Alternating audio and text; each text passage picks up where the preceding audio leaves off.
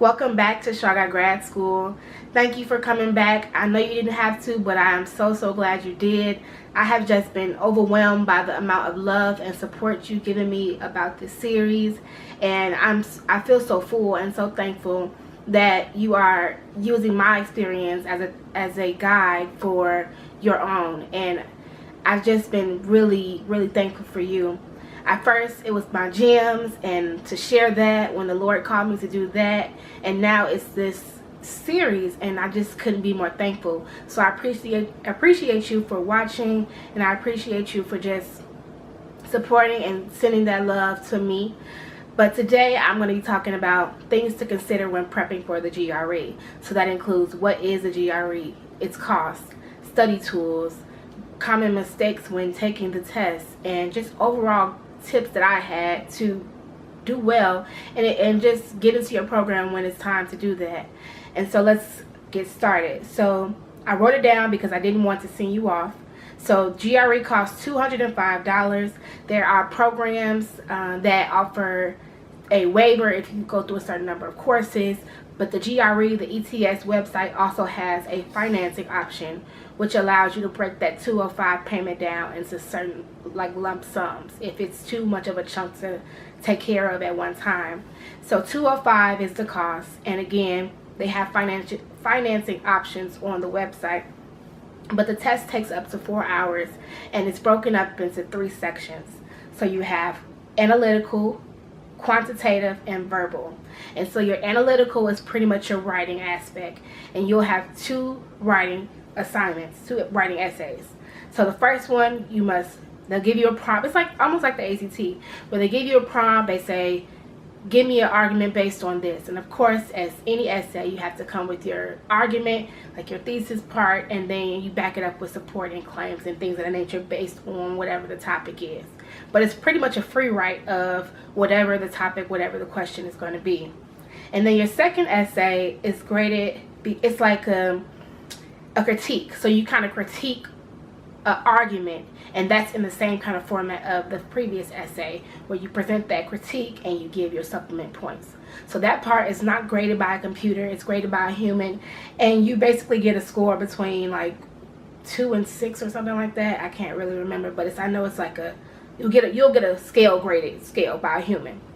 Your verbal part is pretty much primarily vocabulary, kind of like the reading part on the ACT, where you're like critical thinking, you're like thinking about ways that the reading ties into certain parts of life, and it's like the ACT reading. But the major chunk, which I say you're going to have to really prepare for, is vocabulary. That vocabulary is something else. I'm going to be honest, I did not study the way I should have studied. Like I said, I passed by the grace of God, but you're going to have to study that vocabulary. And I'll get into some of the vocab tools I had to really understand and learn Latin roots and all that type of stuff for. It's crazy because it's like complicated words, but they're simple once you get to know them. So once you get in the groove of figuring out those roots of those words, that part of the test will become a breeze. The last part is the quantitative. If you know me, you know I'm not a math person, so this part really just kind of stumped me, but it is primarily geometry. So go back to high school, go back to sophomore year of high school, and just look up geometry, look up all that stuff, because it is heavy geometry. There was like, if I can remember from my test, I had fractions and I had like square roots, and that's geometry. So yeah, a lot of geometry and just math that I forgot about. So go back and study that. Okay, so when do you take your test? I would say at least a month before you begin applying, a month before the deadline. I would say give yourself plenty of time to study for it, at least 30 days to study and really study in depth, and take about an hour to 2 hours per day studying for the test.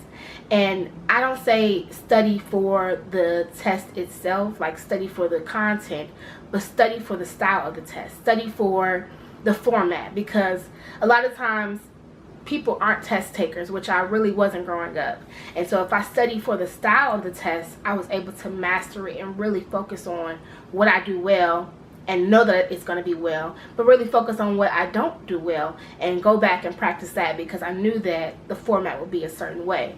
So focus on what you don't really understand, and go back to it, study it, practice it. And I say take advantage of all those full practice exams online. Take the time one. I know it's scary, and I know that the clock is right there, but take the time test, because it will really prepare you for the actual test day. Because once you're in there, and you only have about a 10-minute break during that 4-hour time period. So yeah, take the full length test and start getting yourself in that study mindset. Another tip I say is to form a study group. Find like different minded people. So don't just pick somebody who is good at math like you. Go find somebody who's good at English and work on that verbal part, work on that analytical part, and really bounce your ideas around, because you want to be able to at least master or be sufficient in every area in order to get your score. I should have said this first, but the first thing I did when finding out that I had to take the GRE and that I needed a certain score to get into my schools was call them. Like, don't email, don't do any of that. Call them directly and say, hey, I'm taking the GRE really soon. What scores do you take that are acceptable? What scores are permissible for your school? Because at that point, everything, every practice test, everything, you're going to be shooting for whatever score your school wants. And so do that right away, because the score is actually the #1 application killer. If you don't get those scores, they're bypassing your application. So it is serious that you really buckle down. You treat it like the ACT, you treat it like the SAT, and you really kind of prepare for this. Because like I said, I kind of finessed it, and I said I didn't prepare the way I should have prepared for the GRE. But you really need to study, because once you're in there, it's like you're in there and you can't get out, and you have to know what you're doing in order to do well. So really focus on what you don't know, hone in on what you do know, get a tutor if you can afford it. If you can't, like I said, get some like-minded people that can help boost you.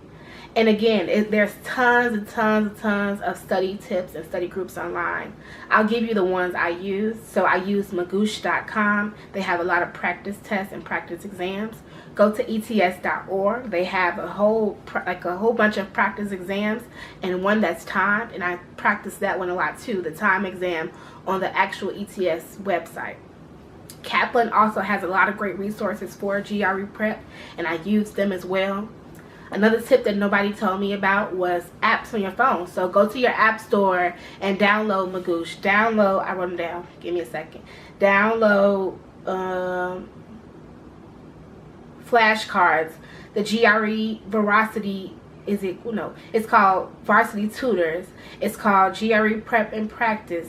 GRE Vocab flashcards. So go to your app store and download those type of apps, because again, you could be like riding in the passenger seat of a car, or sitting at home bored, like watching Netflix or something, and you pull up your vocab, you pull up your math problems, and you can just practice while you're idly like laying around, sitting around, and that counts as your study hours too. But take your time, and when you do take the test, just be prepared to know that you're going to be in there for a long time. And so prepare your mind right now and really start practicing your writing, practicing your reading, practicing your critical thinking. And when it comes down to the math part, if you're like me, practice your geometry, because it's going to be heavy geometry. And like I said, call those schools and see what the students should aim for, and then see if they have any like waivers for taking the test, or if they have any resources for getting that cost covered. I always think of it like my favorite movie, The Wiz. And the same goes for like The Wizard of Oz. Like, follow that road, find out what you need to do next to get to the Wiz. Like, so follow the road every step of the way, and I promise you it'll be easier. It'll be like a breeze when it comes down to getting to your end point. But you have to take it step by step. You have to meet the Tin Man, you have to meet the Scarecrow, you have to do all these steps to get to the Wiz. But I'm telling you, once you get there, it's all in you. You have everything you need to do well, and I promise you, I'm here for you. Anything I didn't address on this video right now, I got you. Email me and comment, and I will figure it out together. But you're gonna do well. Just take your time and really study, like for real study, up until it's time to take the test. And I promise you, it's gonna be a breeze. God got you, I got you, and I'll see you next video.